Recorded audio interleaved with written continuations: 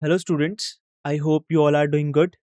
Today we will be discussing about semiconductor electronics, materials, devices and simple circuits. In this lecture we will cover NCERT section 14.4. This is the disclaimer. Let's start by looking at what you will be able to understand after this lecture. So after this lecture you will understand extrinsic semiconductors and how doping with impurity creates N-type and P-type materials which are essential for electronic devices.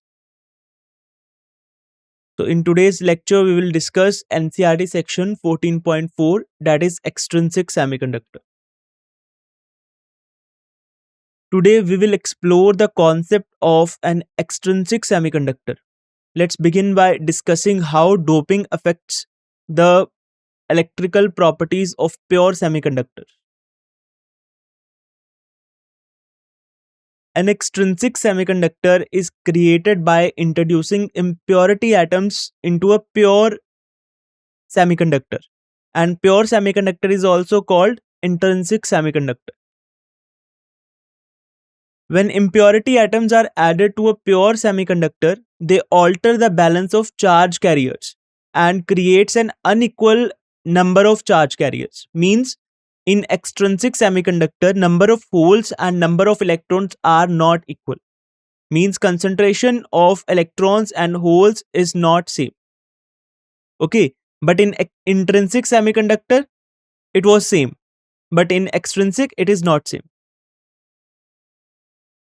Either more free electrons or more holes are there in the extrinsic semiconductor. This process increases the number of either free electrons or holes, but not both.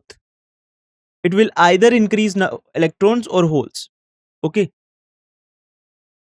The conductivity of an intrinsic semiconductor depends on temperature because higher temperature increase the number of charge carriers. As temperature rises, the number of charge carrier increases. Okay.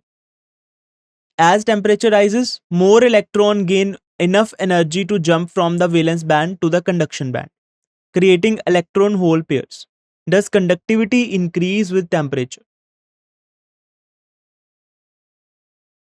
At room temperature, an intrinsic semiconductor has very low conductivity because its band gap is too wide for significant electron excitation from the valence band to the conduction band. Okay, so not all electrons jump from valence band to conduction band. Very few electrons can jump from valence band to conduction band at room temperature. So its conductivity is not significant, or the amount of conductivity is not what we needed. So intrinsic semiconductors have very low conductivity because they lack charge carriers. This makes them unsuitable for use in important electronic devices. Therefore, it becomes necessary to improve their conductivity. To improve the conductivity of intrinsic semiconductors, impurity atoms are added.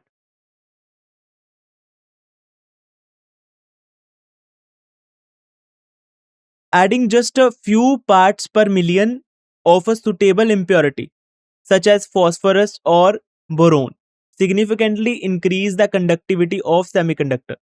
This process is called doping.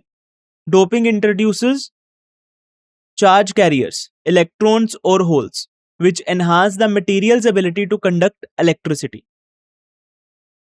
Okay, so what is parts per million? So one part of any atom of any element, one part of any element per million part of another element. Okay, so doping is done in parts per million. That is, impurity atoms are added. Few parts per million parts of semiconductor material. When pure semiconductors are doped with impurities to increase conductivity, they become extrinsic semiconductors or impure semiconductors. These impurities, called dopants, introduce extra charge carriers, either electrons or holes. When adding a dopant to a pure semiconductor, it's important that the dopant atom fit into the lattice structure without causing significant distortion.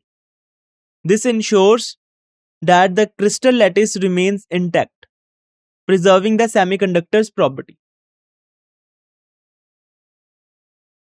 In a semiconductor, dopant atoms like phosphorus or arsenic or boron occupy only a small fraction of the lattice sites, typically 1 part in 10,000. This means most sites remain undoped. To dope a semiconductor effectively, the dopant atom must be similar in size to the semiconductor atom. This ensures the dopant can replace a semiconductor atom in the crystal lattice without causing significant strain. If the sizes differ too much, the lattice structure may distort, leading to defects. Now we will explore the different types of dopants used in extrinsic semiconductors. Let's begin by discussing how doping affects the electrical properties.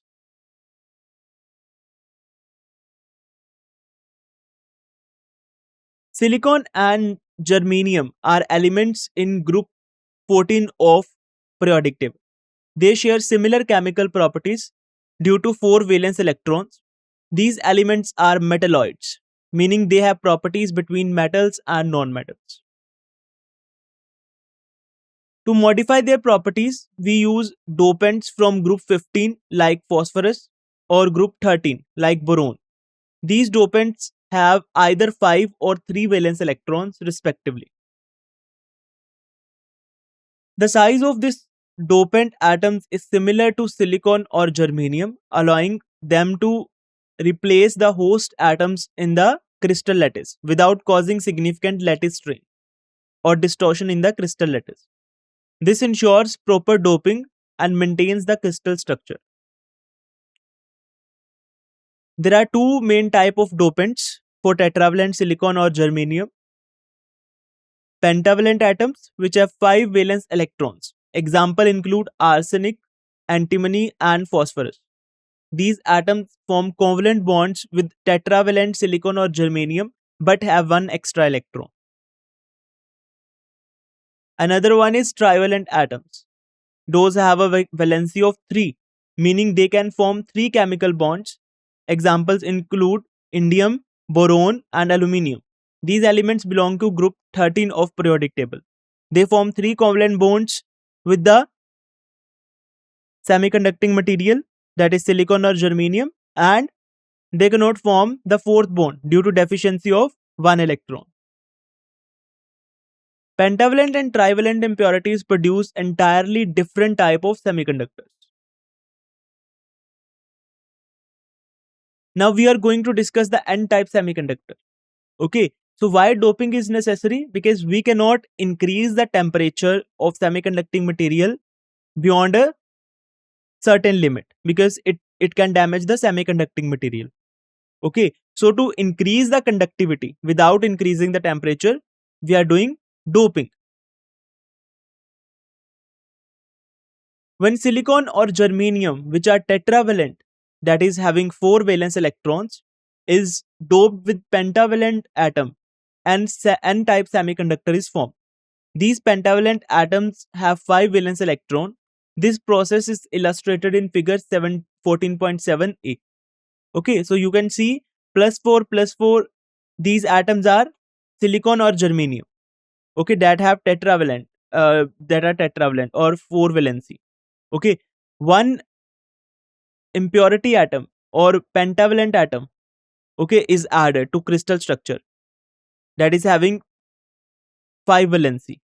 It is forming 4 bonds with the neighboring silicon or germanium atom, and 1 electron is extra. In N-type semiconductor, a pentavalent atom like phosphorus replaces silicon atom in the crystalline structure. The pentavalent atom has 5 valence electrons. 4 of the electrons form covalent bonds with 4 neighboring silicon atoms, just like regular silicon atoms. The fifth valence electron is not involved in bonding and becomes a free electron in the conduction band.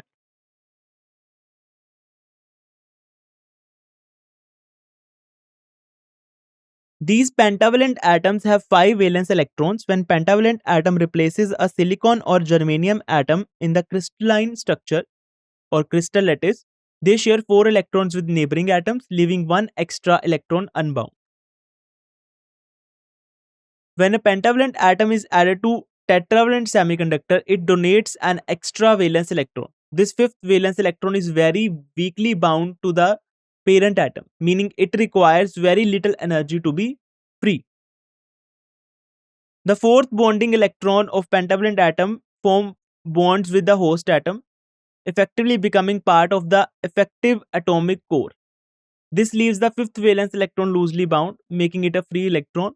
This electron is weakly bound and can easily move, contributing to electrical conductivity.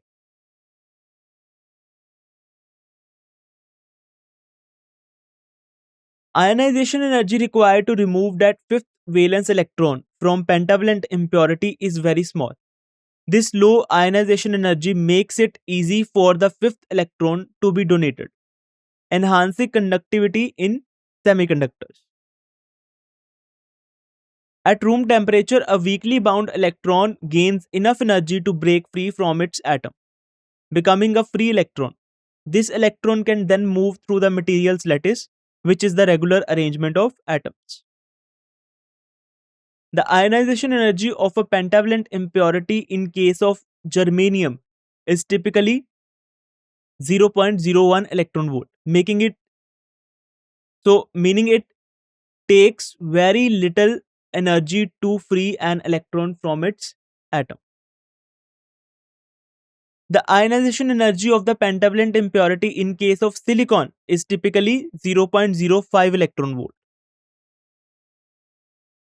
The forbidden energy gap is the energy difference between the valence band and the conduction band, and it is much larger in case of intrinsic semiconductor. So for example, in germanium, the forbidden energy gap is about 0.72 electron volts. This value is significantly larger than in some other materials, which affects the semiconductor electrical properties and its use in electronic devices. For silicon, forbidden energy gap is 1.1 electron volts.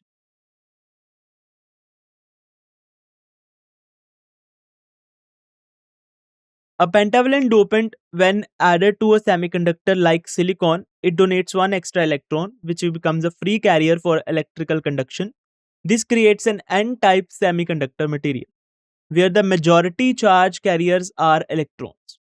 The schematic in figure 14.7b illustrates this by showing the donor atom with an extra electron and a positive charge, indicating the presence of ionized donors. This process increases the conductivity of the semiconductor by providing more free electrons. So, pentavalent impurity donates an extra electron, making it a donor impurity. It is also known as donor impurity. This increases the number of free electrons, enhancing conductivity. When a semiconductor is doped, the number of conduction electron it donates depend on how heavily the semiconductor material is doped. At low doping levels, only a few extra electrons are added. But as doping increases, more impurity atoms are added, leading to a greater number of free electrons available for conduction. This means higher doping levels significantly increase the material's conductivity by providing more charge carriers. Number of conduction electrons donated by dopants are nearly independent of the rise in ambient temperature. That is, even when the surrounding temperature increases, the number stays almost the same. It is not greatly affected by the changes in heat around it. On the other hand, in silicon, the number of intrinsic free electrons and holes that are generated thermally increases only slight with temperature. Unlike conductors where conductivity rises, silicon conductivity increases slowly because the energy gap between the valence and conduction band is relatively large. Okay, At higher temperature, some electrons gain enough energy to jump the conduction band, creating electron-hole pairs, but this process is limited, resulting in a weak temperature dependence of intrinsic carrier concentration. So in a doped semiconductor, total conduction electrons, that is Ne, come from two sources, dopant electrons and intrinsic electrons. Doping introduces extra charge carriers by adding impurities, which either donate or accept electrons. These dopant electrons increase the number of free electrons available for conduction. In addition, even in a pure semiconductor, some electrons are generated due to thermal excitation, known as intrinsic electrons. Okay, so holes in the N-type semiconductor comes from intrinsic properties, not from external sources. This means the number of holes is determined by the material's own atomic structure and temperature, not by doping or other external factors in the case of N-type semiconductor. When there are more electrons in a semiconductor, recombination, where electrons and holes meet and neutralize, happens more often. This increased recombination reduces the number of holes left in the material.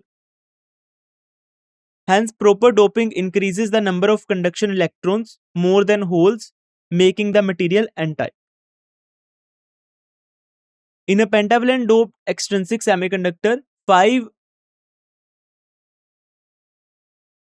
pentavalent atoms donate extra electrons.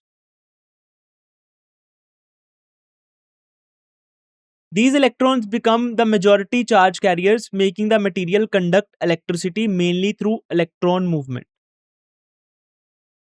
Electrons are the majority carriers, while holes are the minority carriers. Holes act as positive charge carriers but are less numerous than electrons, making them less significant in conducting electricity compared to electrons. Therefore, such semiconductors are called N-type semiconductors. In an N-type semiconductors, electrons are majority charge carriers. So this is shown by the equation. Ne, that is the concentration of electrons, is much greater than the concentration of holes, that is NH, meaning the free electrons is much greater than the number of holes in N-type semiconductor. And this is equation 14.3. Now we are going to discuss P-type semiconductor. So when silicon or germanium, which are tetravalent, are doped with trivalent atoms, they form P-type semiconductors. A P-type semiconductor is made by doping silicon or germanium with trivalent atoms like aluminium, boron, or indium, which have 3 valence electrons. Each dopant atoms like boron form covalent bonds with neighboring 3 silicon atoms, leaving 1 electron missing. These trivalent atoms have only 3 valence electrons, so they form covalent bonds with 3 neighboring silicon atoms, leaving 1 bond incomplete. This creates a vacancy or hole which can move through the material, allowing for electrical conductivity. This vacancy refers to a missing electron in a covalent bond, which occurs when a trivalent atom replaces a silicon or germanium atom in a semiconductor lattice. This results in a P-type semiconductor where the majority charge carriers are whole, as shown in figure 14.8a. And you can see we have replaced one silicon or germanium atom with one trivalent atom that have valency +3. So it is forming 3 bonds with the neighboring silicon or germanium atom, and it cannot form the 4th bond due to deficiency of electron. Okay, so hole is created at that deficiency.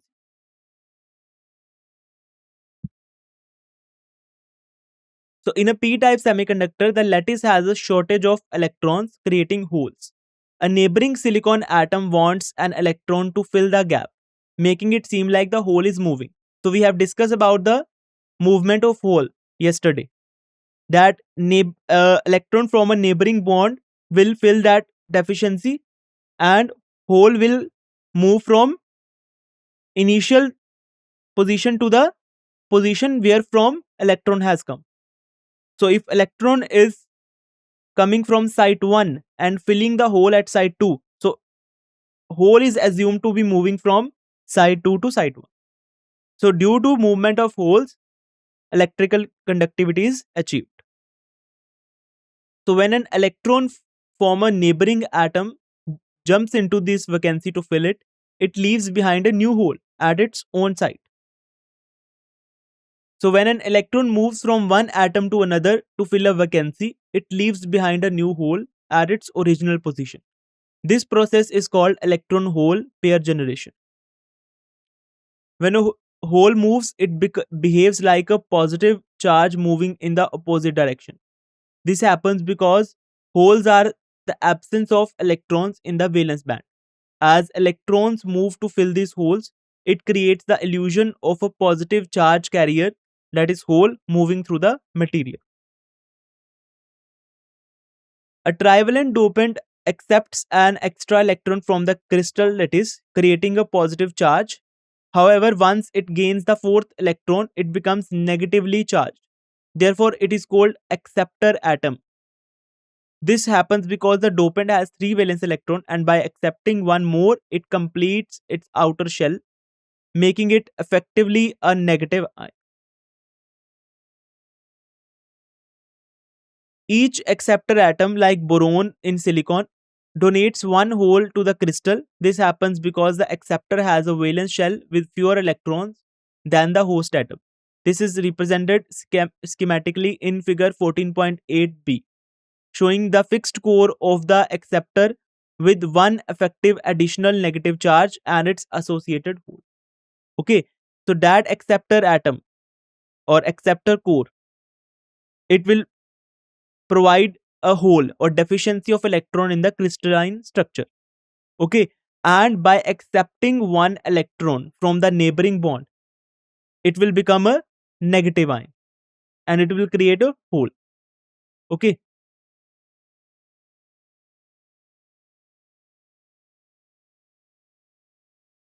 so doping of acceptor atom create holes by capturing electrons from the semiconductor. These holes generated because of doping add to the intrinsic holes generated by the pure semiconductor. Figure 14.8b shows a simplified model of p-type materials, highlighting the fixed core of the acceptor atom and its associated hole. This process increases the number of holes, making the material conductive through hole movement. In a p-type semiconductor, electrons are mainly from intrinsic generation, meaning they are created when thermal energy frees electron from the atom. However, the majority carriers are holes, which are additionally created by doping with trivalent atoms. This makes p-type material conductive through the hole movement, not free electrons. So the charge carriers, the majority carriers in the p-type semiconductor is holes, not electrons. Thus, in a trivalent doped semiconductor, that is p-type semiconductor, holes are the majority carriers. Electrons are minority carriers, meaning there are fewer electrons than the majority carriers, which is a hole. When recombination occurs, electrons from the valence band move to the conduction band, filling holes. This process reduces the number of free electrons, bringing their concentration down to the level of minority electron concentration, that is Ne. Recombination thus balances the charge carriers, maintaining electrical neutrality in the semiconductor. For p-type semiconductors, majority carriers are holes, therefore, so we can represent in the form of equation. So holes greatly outnumber electrons. This is shown by the equation NH, that is the concentration of holes is much greater than the concentration of electrons in the p-type semiconductor, meaning the hole concentration is much higher than the electron concentration, and this equation is 14.4. The overall charge neutrality of the crystal is maintained. This means that even though extra holes that are positive charge carriers are introduced by doping with trivalent atoms, the crystal remains electrically neutral. In a p-type semiconductor, the additional mobile carriers have a charge equal in magnitude but opposite in sign to the charge of the fixed negatively ionized dopant cores. This balance ensures electrical neutrality within the material. In extrinsic semiconductors, majority carriers are abundant and minority carriers are reduced due to enhanced recombination. Hence, doping with acceptor atom creates more holes than electrons. This increase, so due to doping, intrinsic minority carrier concentration reduces. Now we will explore how energy band structure changes in extrinsic semiconductors and understand the role of doping in modifying electrical properties. So when dopants are introduced, they alter the energy band structure by creating additional energy levels within the band gap. This allows for easier movement of electrons or holes, increasing conductivity.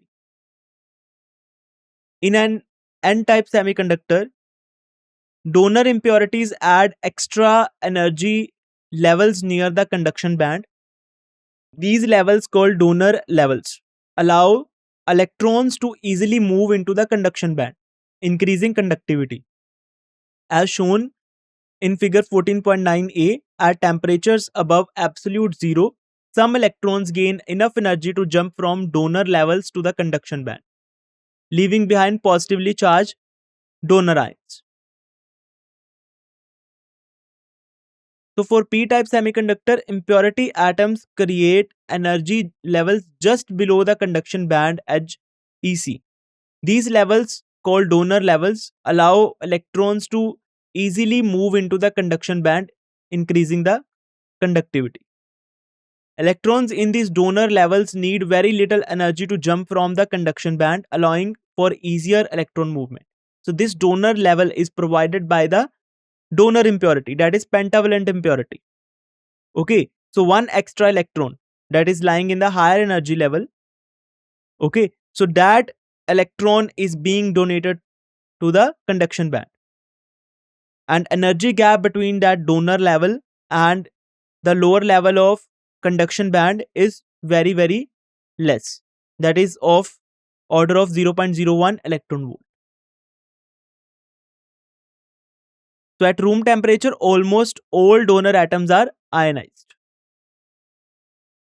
Hence most conduction electrons come from the donor atoms rather than the intrinsic ionization.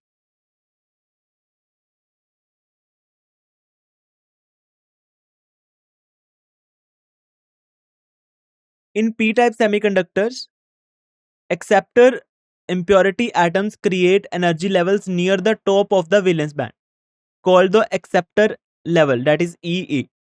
At temperature above absolute zero, some electrons gain enough energy to jump from the valence band to these acceptor levels, leaving behind positively charged holes in the valence band. These holes act as a charge carriers, making the material conductive. The energy band diagram in figure 14.9b shows the valence band, conduction band, and the position of EA relative to them. So this acceptor level is provided by the acceptor impurity. Okay, so they can accept one electron, due to which electron from valence band, that valence band is of silicon or germanium crystal structure.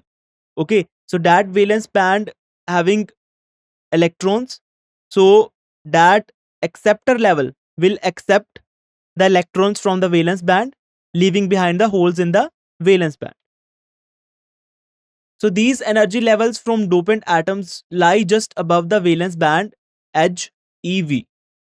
These levels, called acceptor levels, allow electron to easily jump to the valence band, creating holes, because the energy gap between that acceptor level and the edge of valence band EV is very less, of the order of 0.05 electron volt. At temperatures above absolute zero, the electrons from the valence band can move to the energy levels with minimal energy, creating holes in the valence band. This creates a negatively charged acceptor ion and leaves behind a mobile hole and results in more holes than electrons, making the material conductive via hole movement. Equivalently, holes from EA can be viewed as sinking into the valence band. At room temperature, almost all the acceptor atoms become ionized, contributing to the semiconductor's conductivity.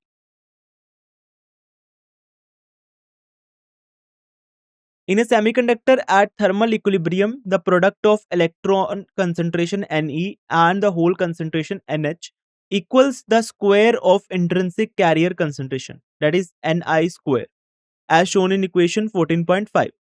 This relationship Ne multiplied by Nh equal to Ni square reflects the balance between the electron and hole generation and recombination.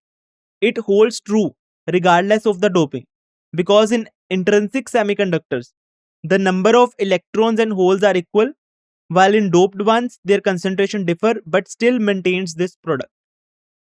Okay, in this law is also known as mass action law.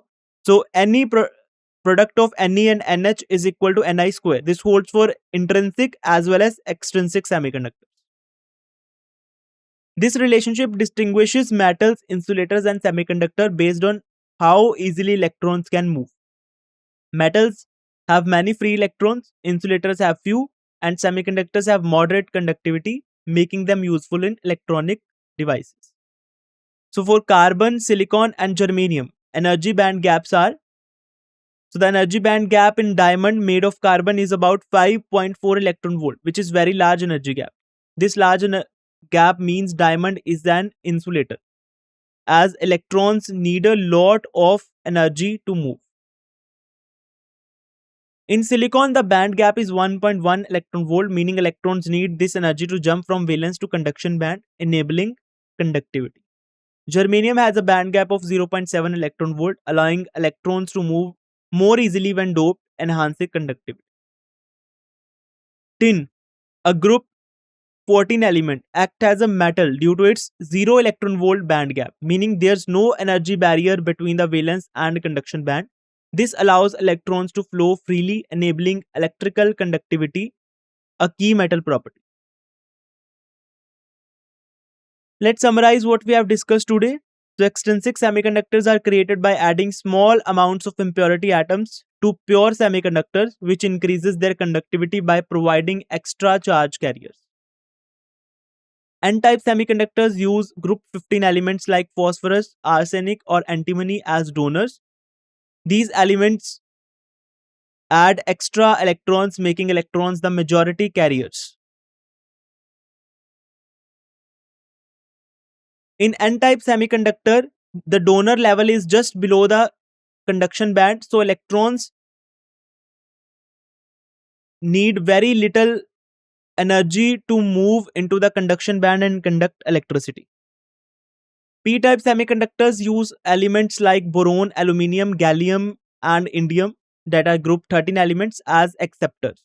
These elements create holes which become the majority charge carriers in the material. The acceptor level in P-type semiconductor is just above the valence band, allowing holes to move easily within the material, which enhances conductivity in semiconductor devices. Doping adds tiny amount of impurities to semiconductors, boosting their conductivity. Even 1 in a million to 100 million atoms can greatly enhance electrical performance by increasing charge carrier concentration. In an N-type semiconductor, extra electrons are the main charge carriers, while in a P-type semiconductor, missing electrons, that are holes, act as the main carriers. This difference is created by doping with different impurities. Doping precisely controls the semiconductor electrical properties by increasing the number of charge carriers, making them more conductive and suitable for electronic devices. Let's see some practice questions based on the topics that we have discussed today. The first question asks which group of elements are usually added to form N-type semiconductors. Second question asks for the name of the process used to add impurities to pure semiconductors. In next question, you are asked to state the majority charge carriers in P-type semiconductor. And at last, the question asks to name one element that is used as an acceptor impurity in P-type semiconductor. So this is all about today's lecture. I hope you enjoyed the session. Thank you for your attention.